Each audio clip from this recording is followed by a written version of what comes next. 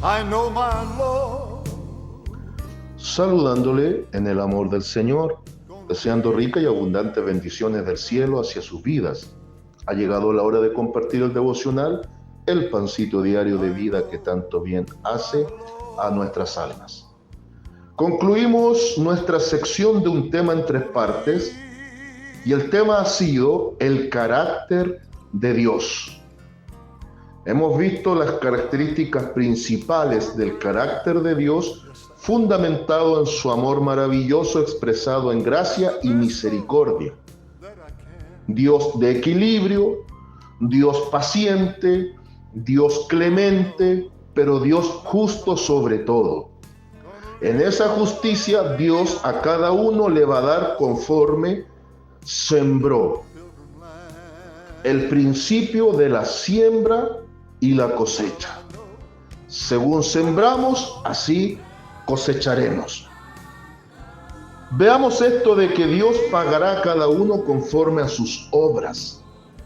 Como Dios tiene un carácter justo, Dios pagará lo justo a quien justo merece. Vamos a Romanos capítulo 2, versículos 4 hasta el versículo 11.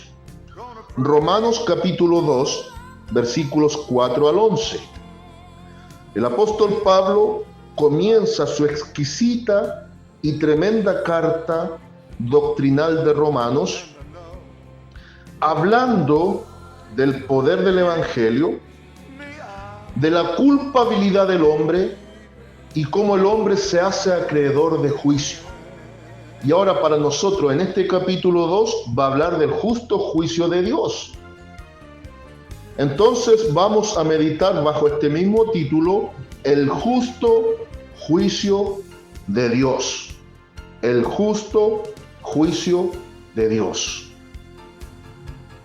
Voy a leer entonces Romanos capítulo 2, versículos 4 al 11 y lo hago en el nombre del Señor Jesucristo, la palabra de nuestro Dios que dice de la siguiente manera: ¿O menosprecias las riquezas de su benignidad, paciencia y longanimidad, ignorando que su benignidad te guía al arrepentimiento? Pero por tu dureza y por tu corazón no arrepentido, atesoras para ti mismo ira, para el día de la ira y de la revelación del justo juicio de Dios, el cual pagará a cada uno conforme a sus obras. Repito, el cual pagará a cada uno conforme a sus obras. Vida eterna a los que perseverando en bien hacer, buscan gloria y honra e inmortalidad. Pero ira y enojo a los que son contenciosos y no obedecen a la verdad, sino que obedecen a la injusticia. Tribulación y angustia sobre todo ser humano que hace lo malo, el judío primeramente y también el griego. Pero gloria y honra y paz a todo el que hace lo bueno, al judío primeramente y también al griego, porque no hay acepción de personas para con Dios. Amén. El justo juicio de Dios. Según hemos sembrado, así cosecharemos. Según hemos sembrado, así cosecharemos. Llegará un día en donde Dios quitará al abogado y lo presentará como el gran juez. En este tiempo el Señor Jesucristo todavía es el abogado, pero sin lugar a dudas, Dios, que arde en amor de salvación gracias a la obra de su Hijo, arderá en juicio, ira y condenación sobre el pecador y el pecado, cuando llegue el tiempo oportuno. Esto desatará a posterior del arrebatamiento de la iglesia en la plena segunda venida del Señor Jesús. Extenderá un tiempo en lo que va a ser el milenio, pero a posterior de todas estas oportunidades que Dios dé a la humanidad, llegará un día que la Biblia denomina el día del juicio final. Apocalipsis capítulo 20, versículos 11 en adelante. Dios será el juez perfecto y Cristo, que fue abogado, será ese juez que delante del Padre emitirá juicio. Y esto será terrible, porque ya no tendremos defensa, sino solo acusación. Obviamente, como Dios no hace acepción de personas, y esto es extraordinario, el último versículo que hemos leído dice eso, Dios no hace acepción de personas. Dios a cada uno le da la posibilidad, le da la oferta para evitarse este tiempo de juicio, donde su amor extensivo quiere salvarnos. No se olvide que Pedro en su segunda carta nos enseña también ese principio, que Dios no quiere que nadie se pierda, sino que Él anhela, desea que todos procedan al arrepentimiento.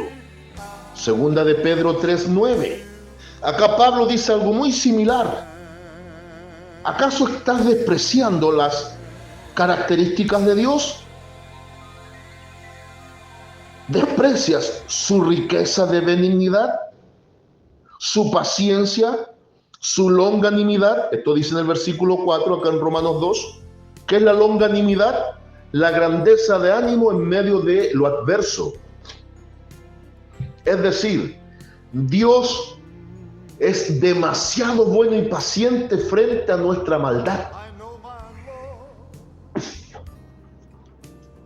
Somos perversos y somos malos los seres humanos. Y aún así Dios se hace grande en medio de nuestra miseria y extiende su amor, aún no mereciéndolo. Eso es longanimidad, grandeza de ánimo, grandeza de amor. Ignorando que su benignidad te guía al arrepentimiento. Dios mismo inclina la balanza para que nos arrepintamos de corazón. Y así en vida no sembremos para muerte, sino que sembremos para vida, dadas las características de Dios, su propio carácter elemental. Pero mire lo que dice el versículo 5 en adelante. Pero por tu dureza y por tu corazón no arrepentido, atesoras para ti mismo ira para el día de la ira y de la revelación del justo juicio de Dios, el cual pagará a cada uno conforme a sus obras. Obviamente, si sembramos para vida eterna, nos pagará vida eterna. Y no es que la salvación sea un pago o haya que ganársela, fue un regalo. Pero significa que sembramos para lo eterno, cosecharemos vida eterna. Pero el que sembró para la carne, ese va a heredar muerte y muerte eterna en corrupción. Cada cual finalmente va a escoger su lugar eterno, porque Dios no hace acepción de personas. Nadie podrá decirle fuiste injusto, porque a cada uno lo juzgará según hizo mientras estuvo en vida. Por lo tanto, mire, vida eterna, versículo 7, a los que perseverando en bien hacer buscan gloria y honra e inmortalidad. Y aquí el apóstol Pablo no está, por favor, para que no malentendamos, no está avalando una salvación por obra, no. Está mostrando que los salvos naturalmente vivieron en buenas obras. Ahora, pero ira y enojo, versículo 8, a los que son contenciosos y no obedecen a la verdad, sino que obedecen a la injusticia, a los rebeldes, a los soberbios, a los porfiados, a los que nunca quisieron creer al evangelio, a aquellos que muchas veces con lágrimas en los ojos, Dios, por medio de sus siervos, les ha hablado una y mil veces y aún así van a morir en sus rebeldías. Tribulación y angustia sobre todo ser humano que hace lo malo. Versículo 9. Al judío primeramente y también al griego. Aquí no se libra a nadie. Cada uno recibirá lo justo. El judío pensaba que porque era judío, eran hijos de Abraham, decían los fariseos, San Juan capítulo 8, eran indemnes o inmunes a muchas cosas y estaban equivocados, autoengañados. Dios no puede ser burlado. Cada uno cosechará lo que sembró. Pero también así como Dios ha de juzgar a su pueblo, también va a juzgar a los extranjeros. Al judío primeramente, también al griego. Por eso Santiago enseña que el juicio parte por casa. Quiere decir que en el propio pueblo de Dios, en su momento Israel, hoy por hoy la iglesia, hay gente que nunca ha sido salva. Han vivido en autoengaño y se encontrarán con terribles sorpresas. Por eso es bueno cada tanto que hagamos un alto en el camino y nos examinemos nosotros nuestra propia vida y realidad a la luz de la Escritura, para ver si realmente estamos sembrando en buena tierra y con buena semilla, para ver qué voy a cosechar a futuro.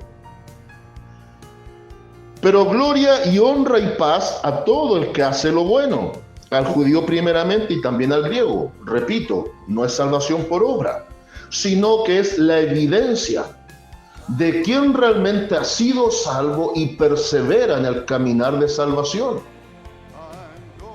dando evidencia de un Dios justo, porque Dios no hace acepción de personas, dice el versículo 11. Entonces llegará un día que nadie tendrá excusa delante de Dios. Dará buena paga a sus malos siervos, pero dará también buena paga justa a aquellos que le aborrecieron mientras vivieron.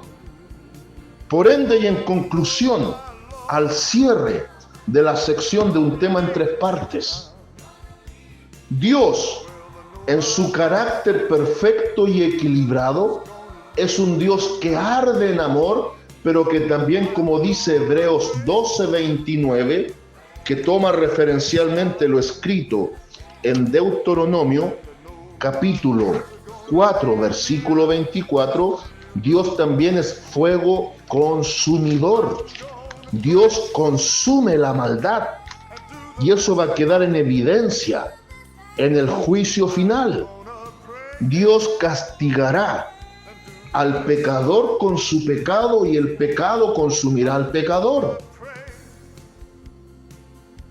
Y para concluir, leyendo un versículo va a ser el siguiente, o un par de versículos. Segunda de Tesalonicenses capítulo 2, versículos 11 y 12. Usted en casita, si quiere, después lea desde el 13 en adelante. Cómo Dios también ha escogido para salvación. ¿Significa esto que no tuvieron oportunidad los que van a condenación? No, no, no. Lo que vamos a leer va a dejar muy claro que también para ser un escogido depende mucho de uno, de aceptar la oferta de amor y de entender la ley de la siembra y la cosecha, del justo juicio de Dios y del carácter del Dios bíblico. Segunda de Tesalonicenses capítulo 2, versículos 11 y 12. Como al final de los días mucha gente va a ser engañada porque quiso y deseó lo malo. Por esto Dios les envía un poder engañoso para que crean la mentira, a fin de que sean condenados todos los que no creyeron a la verdad, sino que se complacieron en la injusticia. Dios, un Dios justo, un juicio justo, y que a cada uno le pagará conforme a sus obras. Saludos de paz, amor y bendición desde Longaví a cada uno de ustedes.